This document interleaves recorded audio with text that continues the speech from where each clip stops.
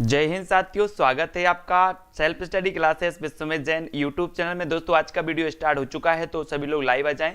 Video को like करना है और शेयर करना है, ठीक है। स्टार्ट हो चुका है आज का ये वीडियो। और दोस्तों हिंदी आज हम पढ़ने वाले हैं, बहुत ही मस्ती से पढ़ेंगे, है ना। सबसे पहला जो भी साथी ने अभी तक सब्सक्राइब नहीं किया है चैनल को, वो प्लीज सब्सक्राइब कर लेना। और आज का पहला प्रश्न है कि विस्मयादि बोधक चिन्ह कौन सा है। आपसे चिन्ह भी पूछे जाते हैं दोस्तों, तो विस्मयादि बोधक चिन्ह कौन सा माना जाता है। ये चार चिन्ह आपके सामने दिए हैं, इनमें से आप चयन करके बताएंगे, पहला है, दूसरा है, तीसरा या फिर चौथा है। विस्मयादि बोधक, है ना। आप पढ़ते ना कि अद्भुत रस का जो क्या माना जाता है, स्थायी भाव माना जाता है विस्मय, है ना। अद्भुत रस का विस्मय, और यहां पर विस्मयादि बोधक चिन्ह बताना है। तो ये जो आपका 3 नंबर दिख रहा है, सी नंबर दिख रहा है, वो बिल्कुल सही हो जाएगा, ठीक है। विस्मयादि बोधक होता है 3 नंबर, सी नंबर आपका सही है। नेक्स्ट है दोस्तों, बाला प्रत्यय से बना शब्द निम्न में से कौन सा है। बाला, अब बाला प्रत्यय बताना है, नहीं तो कान का बाला आप लोग समझ बैठो, इसलिए बाला प्रत्यय से बालपन इसमें तो नहीं है, है ना। बाली इसमें है क्या, गाने बाला और बाला, तो इनमें से आपको बताना है कि बाला प्रत्यय से बना शब्द कौन सा है। प्रश्न क्रमांक 2 में कौन सा सही हो जाएगा, बाला प्रत्यय और गाने बाला, है ना। गाने के साथ बाला प्रत्यय लगा तो बन जाता है गाने बाला, यानी कि जो 3 नंबर है, सी नंबर है, वो आपका सही हो जाता है, ठीक है। 3 नंबर।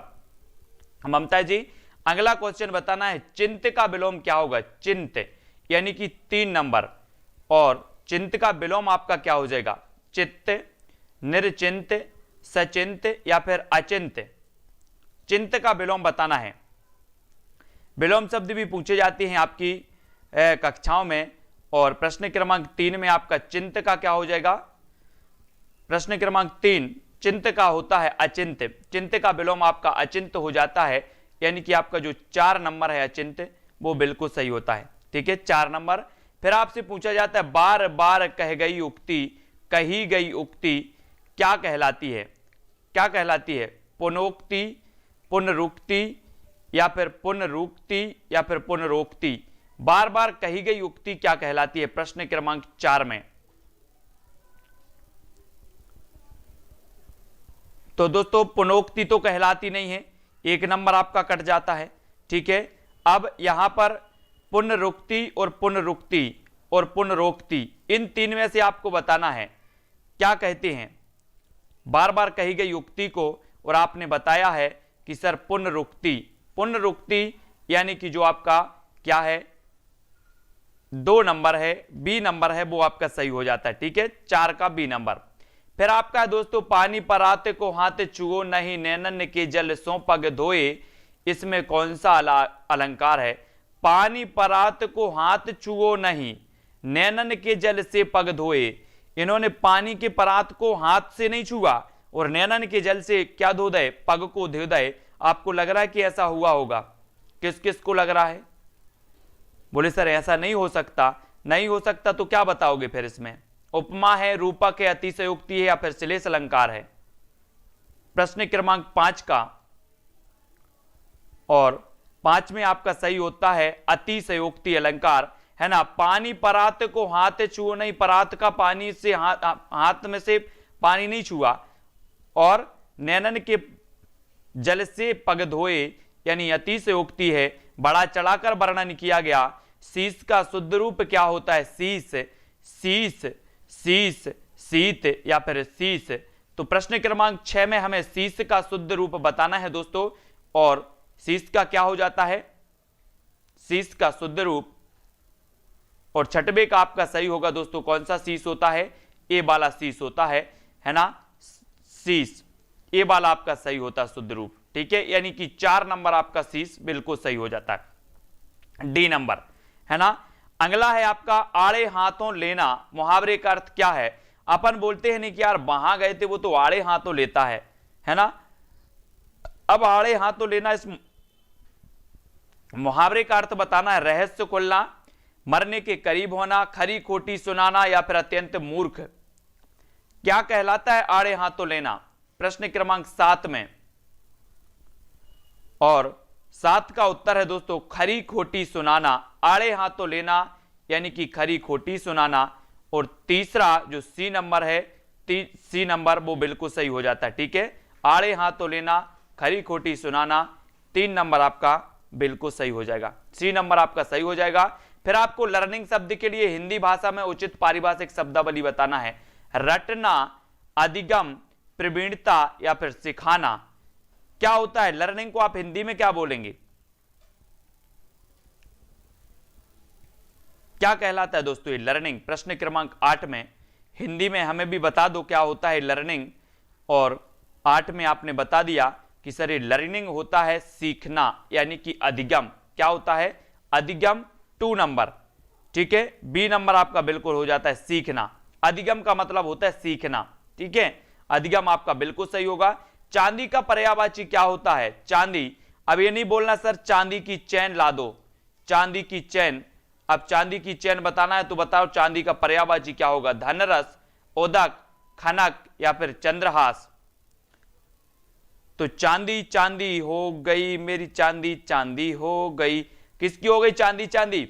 चांदी का पर्यायवाची आपका चंद्रहास हो जाएगा दोस्तों, पर्यायवाची चंद्रहास। उदक नहीं होगा, धनरस भी नहीं होगा, खनक भी नहीं होगा, क्या होगा? चंद्रहास। ये चांदी का पर्यायवाची है। और डी नंबर यानी कि जो 4 नंबर है वो बिल्कुल सही हो जाएगा। ठीक है, चंद्रहास चांदी का पर्यायवाची होगा, प्रदीप शर्मा जी। ठीक है, कर मूसर नाचत नगन लखी हलदर को स्वांग, हंसे हंस गोपी फिर हंसे मनहु पिए सी भांग। पंक्ति में कौन सा रस है? कर मूसर नाचत नगन लखी हलदर को स्वांग, हंसी हंसी गोपी फिर हंसे मनहु पिए सी भांग। हास्य रस है, शांत रस है, भक्ति रस है या फिर वात्सल्य रस है? यानी कि प्रश्न क्रमांक 10 का उत्तर बताना है हमें। और कर मूसर नाचत नगन, और नाचत नगन में आपका सही होगा क्या? हंस हंसबे की बात हो रही है तो यहां पर हास रस आपका बिल्कुल सही हो जाता है। ठीक है, हंसने की बात हो रही है तो हास रस पर चले जाएंगे। फिर आ जाते हैं यहां पर कि अनुमान का सही समानार्थी शब्द बताइए, है ना? अनुमान। आप बोलते सर मेरे अनुमान से उत्तर बी होना चाहिए। अब वही अनुमान आ गया यहां पर, अनुमान अनुमान करते थे आप लोग और अनुमान आ गया तो अनुमान को बताएंगे, क्या बोलेंगे? प्राक्कलन, अटकलबाजी, परिकल्पना या फिर मानना। तो प्रश्न क्रमांक 1 में अनुमान का सही समानार्थी बताना है।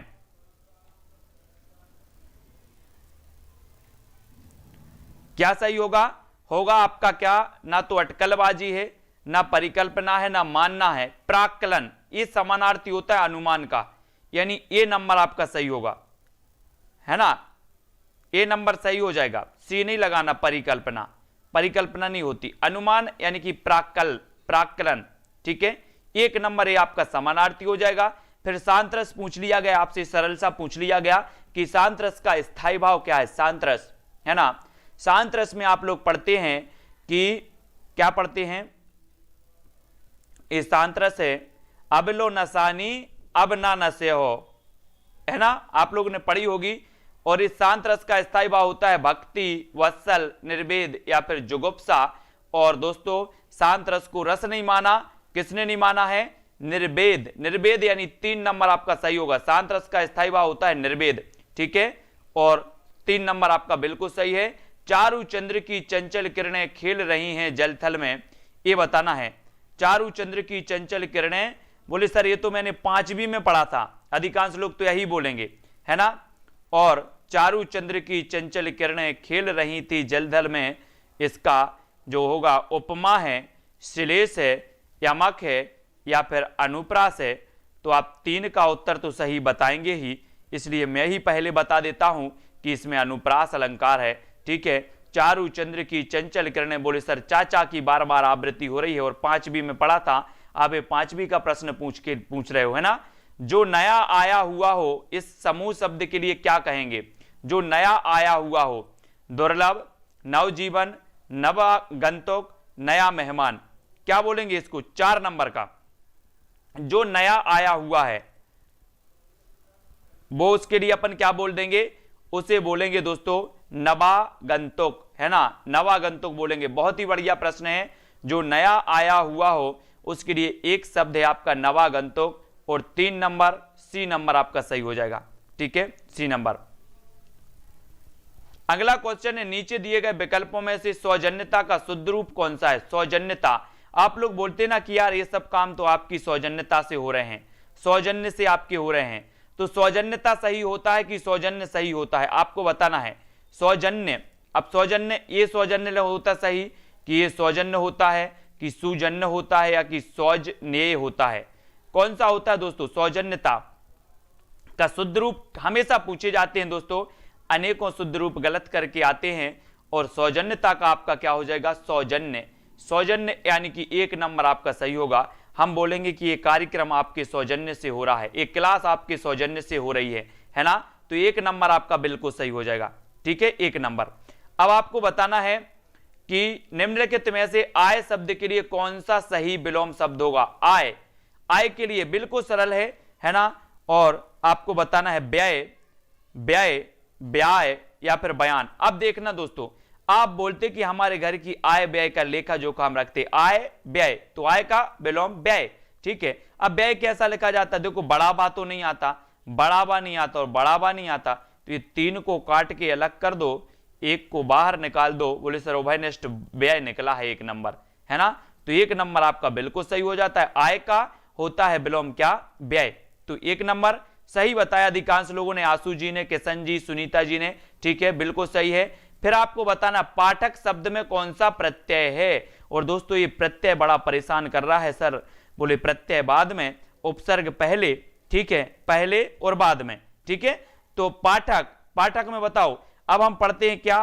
पाठ, पाठ पढ़ते हैं।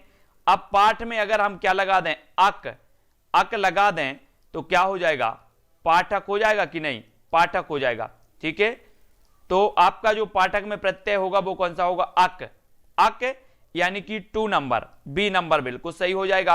राजा का पर्यायवाची क्या होता है दोस्तों? राजा, भूप, नीर, व्योम या फिर सुधाकर। राजा का पर्यायवाची बताना है, ना कि विलोम, ठीक है। तो आपको पता है कि राजा को ना तो नीर कहा जाता, ना व्योम कहा जाता, ना सुधाकर कहा जाता है, सीधे राजा को कहा जाता है भूप, यानी कि आपका 8 का आंसर क्या होगा? भूप, है ना, भूपति बोलते हैं ना अपन, भूपति, तो आपका भूप हो जाएगा 1 नंबर, ये राजा का पर्यायवाची होता है। फिर दोपहर का समय क्या कहलाता है? अपराह्न, निशीत, मध्याह्न या फिर पूर्वाह्न। अब आपको बताना है दोस्तों, आप दोपहर दोपहर रोज बोलते हैं कि यार दोपहर में चलेंगे, वहां पर दोपहर में खाना खाएंगे, है ना, दोपहर 12 बज गए, तो दोपहर का समय क्या कहलाता है? ये भी तो आपको पता होनी चाहिए, क्या कहलाता है?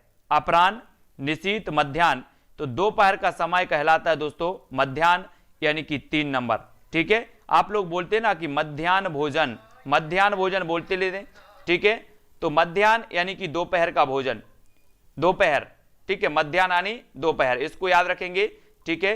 फिर देख लेते हैं दोस्तों अगला, ऊंट के मुंह में जीरा, इस मुहावरे का अर्थ क्या है? ऊंट के मुंह में जीरा, इसका अर्थ हमें बताना है, भेद प्रकट हो जाना, हर समय काम करने वाला, रोब जमाना या आवश्यकता से बहुत कम। अब बोलेगे सर कि ये तो मैंने 5वीं के पेपर में जब दिया था, जब ये पूछा गया था तब बन गया था, ऊंट के मुंह में जीरा यानी कि आवश्यकता से बहुत कम, डी नंबर, डी नंबर आपका बिल्कुल सही हो जाएगा। फिर बढ़ जाते हैं दोस्तों अपन आगे। अब यहां पर देखो शब्द ईसा आया, ईसा, ईसा का शुद्ध रूप बताना था, है ना, तो यहां पर जो था दोस्तों क्या था? ईसा का शुद्ध रूप देखो, एक ईसा ऐसा भी लिखा जाता है, ये भी शुद्ध है, ईसा एक ऐसा भी लिखा जाता है, ये भी शुद्ध है, ठीक है। तो आपका जो 1 है और 2 है, ये दोनों ही शुद्ध माने जाएंगे, है ना, तो इनके आप देख लेना, ईसा, ईसा ऐसा भी सही होता है ना, ईसा ऐसा भी सही होता है, तो दोनों आपके यहां पर सही हो जाएंगे, है ना, ये आप सुधार लेना। और सुशांत शब्द में प्रयुक्त उपसर्ग बताना है। सुशांत, सुशांत में कौन सा उपसर्ग है दोस्तों? प्रश्न क्रमांक 2, सुधन शांत, सुधन शांत, सुधन अशांत या फिर सुधन अंत, कौन सा हो जाएगा? यहां पर एक कौन सा जो विकल्प है वो सही होगा? सुप्रत्यय होता क्या? सु कोई उपसर्ग नहीं होता, है ना, और सुस कोई उपसर्ग नहीं होता, ठीक है। अब यहां पर देखो सुधन अशांत, ये होगा क्या, या फिर सुधन शांत होगा, इन दो में से चयन करके बताना है आपको। और सुधन दोस्तों आपका क्या हो जाएगा, शांत। सुधन शांत बराबर हो जाता है सुशांत, है ना, ये आपका सही हो जाता। कौन सा, बी नंबर, ठीक है। बी जिन्होंने बताया है उनका आंसर फिर सही हो जाता है, ठीक है। नेक्स्ट है, मखमल के झूले पड़े हाथी सा टीला में कौन सा अलंकार है। अब दोस्तों यहां पर आ गया सा आ गया, हाथी सा टीला, सा मतलब तुलना की गई। तुलना कौन सी अलंकार में होती है, रूपक, अतिशयोक्ति, पूर्ण उपमा या फिर लुप्त उपमा। ये चार विकल्प हैं। अब ये तो आपको पता चल गया कि ये उपमा अलंकार है, लेकिन बताना मखमल के झूले पड़े हाथी सा टीला, तो यहां पर कौन सा अलंकार हो जाएगा, पूर्ण उपमा होगा या फिर लुप्त उपमा होगा। उपमा के भी दोस्तों क्या होते हैं, भेद होते हैं, पूर्ण उपमा होता है और लुप्त उपमा होता है, ठीक है। पूर्ण उपमा में ऐसे होते हैं कि इसके कुछ वाचक शब्द होते हैं, अगर पूरे चार अंग आ रहे हैं तो उसे पूर्ण उपमा, और चार में से एक आध गोल है तो उसे लुप्त उपमा, और यहां पर लुप्त उपमा हो जाएगा। यहां पर जो है दोस्तों क्या नहीं आया है, पूरे अंग नहीं आए, यहां पर सा वाचक शब्द आ गया है, हाथी सा टीला, है ना। तो मखमल के झूले पड़े हाथी सा टीला में आपका लुप्त उपमा हो जाएगा। अगर आपसे कभी पूछा जाए कि उपमा के कितने भेद हैं, आप बता देना दो भेद हैं, कितने, एक लुप्त उपमा और एक पूर्ण उपमा, ठीक है। उपमा अलंकार के भी दो भेद माने जाते हैं, इनको याद रखेंगे। और व्याकरण में भाषा का विश्लेषण किस स्तर पर नहीं किया जाता, ध्वनि तथा उच्चारण के स्तर पर, वाक्य रचना के स्तर पर, शब्दावली तथा अनुवाद के स्तर पर, या फिर लिपि तथा वर्तनी के स्तर पर। तो व्याकरण में भाषा का विश्लेषण किस स्तर पर नहीं किया जाता दोस्तों, तो भाषा का विश्लेषण बताना व्याकरण में। और प्रश्न क्रमांक 4 है, अटक गई ना गाड़ी, भाषा तथा अनुवाद के स्तर पर। भाषा, व्याकरण में भाषा का विश्लेषण नहीं किया जाता, तो नहीं किया जाता कौन सा दोस्तों, शब्दावली तथा अनुवाद के स्तर पर, यानी 3 नंबर आपका सही हो जाएगा, 3 नंबर, शब्दावली तथा अनुवाद के स्तर पर नहीं किया जाता। सी नंबर प्रदीप जी बिल्कुल सही बताया है। फिर आपको बताना है दिए गए शब्द के लिए सही पर्यायवाची वाले शब्दों की पंक्ति को चुनना है। दामोदर, केशव, मधुरप, यहां पर कोई पंक्ति, कामदेव बताना है, कामदेव, कामदेव दिया है, कामदेव। अब कामदेव के पर्यायवाची बताना है हमें, कौन से हैं कामदेव के, दामोदर, केशव, मधुरिपु, गोविंद, आदित्य, अज, प्राग, कोविद, भूदेव, मार्तंड, प्रभाकर, ललाम, मदन, कंदर्प, मनमत, मनोज। तो कामदेव का जो होगा वो कौन सा होगा दोस्तों, कामदेव का पर्यायवाची। ये कामदेव तो दोस्तों मैंने आपको बताया, इसको रट लेना, कामदेव के जितने भी पर्यायवाची हों हमेशा पूछा जाता है कामदेव, है ना, इसलिए कामदेव, कामदेव। और कामदेव में आपके कौन से हो जाएंगे, देखो कामदेव को मदन बोला जाता है, मदन आपका बिल्कुल सही है। मदन किस में आ गया, इसमें आ गया मदन, बोले सर, तो मदन, और किसी में मदन नहीं आया, कंदर्प, मनमत और मनोज, यानी डी नंबर आपका बिल्कुल सही होगा। इसे कंदर्प भी बोला जाता है, मनमत और मनोज भी बोला जाता है कामदेव को, ठीक है। तो ये जो 4 नंबर है वो आपका बिल्कुल सही हो जाता है, ठीक है। आगम का विलोम शब्द कौन सा है, आगम, सॉरी अगम, अगम का बताना दोस्तों, अगम का सुगम, दुर्गम, आगम या फिर आवागमन। और अभी सब आवागमन बंद हैं, तो देखो आवागमन को आप काट दो क्योंकि बंद हैं। आगम होगा कि दुर्गम होगा कि सुगम होगा, तो आगम का पूछा विलोम, तो आगम को भी काट दिया मैंने। अब दो में से आपको चयन करना है, दुर्गम या सुगम, कौन सा होगा आगम का विलोम।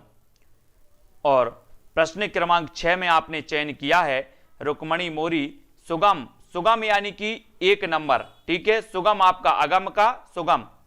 ए नंबर जिनने भी बताया चंद्रशेखर जी बिल्कुल सही है।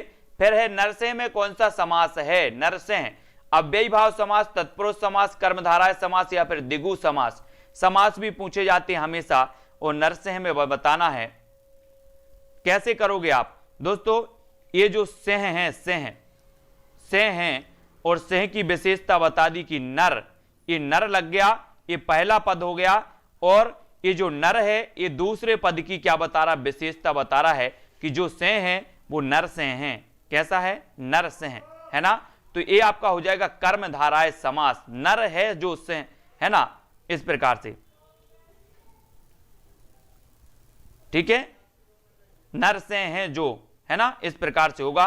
और दोस्तों ये कर्मधारा, ये प्रथम पद नर और ये द्वितीय पद सेह, और नर सेह की विशेषता बता रहा है, यानी कि सी नंबर कर्मधाराय समास हो जाएगा। जैसे ही आता है काली मिर्च, है ना, काली मिर्च तो नहीं खाना, किसी को खाना हो तो बता देना। तो काली जो हो जाएगा पहला पद, मिर्च दूसरा पद। मिर्च की विशेषता काली ने बता दी कि मिर्च कैसी है, ना हरी है ना लाल है, काली है, यानी कि पहला पद दूसरे पद की विशेषता बता रहा है। तो इस काली मिर्च में भी आपका कर्मधारय हो जाता है। वैसे ही नरसेह में सेह कैसा है, नर जैसा है, नर, है ना, तो नर सेह हैं जो, ठीक है, इस प्रकार से। तो दोस्तों आपका जो होगा वो क्या हो जाएगा, कर्मधारय बिल्कुल सही होगा। रीता गाना गाती है, कौन सा वाच्य है? वाच्य भी तीन प्रकार के होते हैं आपके, कर्तृवाच्य, कर्मवाच्य, है ना, और कौन सा होता है, एक भाववाच्य होता है। एमपी टेट की तैयारी करते रहो, एग्जाम जब होगा होने दो, तैयारी को बंद मत करो। रीता गाना गाती है, और रीता गाना गाती है तो बताएं भाववाच्य है, कर्मवाच्य है या फिर कर्तृवाच्य है।